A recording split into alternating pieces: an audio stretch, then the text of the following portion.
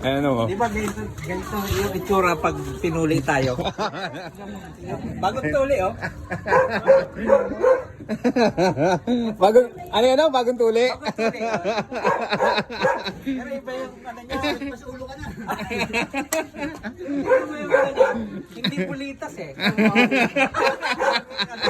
Wala na biyak boss eh. Wala na biyak eh. Parang pagkada ng ano, ng isda. Isda. Taga. Huwag na pre yung ka. Ano ba nangyari kasi dyan? Natamaan ng One of these friends. nahulog, tumakli sa kamay ko. Tapos yung mga dito Sa dami-dami naman tatama. Bakit naman dulo-dulo ng ano mo, ng daliri mo na. Parang kasalanan eh. Pero tinignan ko parang bagong tuli. Parang bagong tuli eh. Parang nilalanggas nung no. Nangangap. May tayong gano'n. Gano'n na gano'n kami ng tinuli eh. Nakita ko gano'n. May pansima pa. Gano'n ako parang gano'n. Mawak naman. Yun pala. Paano yan? Hindi na ano yan. Tagal-tagal. Pambabae niya. Hindi na. Ayan na. Hindi na panukod yan. Hindi kasi pipersa yan eh. Sa Gaganon yan yung yung daliri natin yan. Ipaano yung tukod yan. Kasasabit yan. Sabit. Magiging ano mo yan. Pagpalood. Yung ganyan yan, sabitan ng panty yan. Bukas pala update up. Palaw ka. Oo. Pansabit ng panty to. Sabitan eh. Diyan ko muna ilagay ah.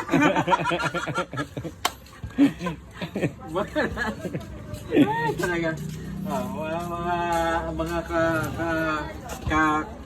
ano ba anong vlog ano mo ba? Ka-eming. Kapapa-emeng. Kapapa-eming. Yung kumpare ko na. Yan. Ewan ko, bakit ganito nangyari dito? Bakit ganito? Ano ba nangyari dito sa kumpare ko itong mga kapapa-eming? Bait-bait naman. Oo nga. Ganyan. Isa lang natatandaan ko na nagkaroon ng kasalanan to kumpare ko. Kaya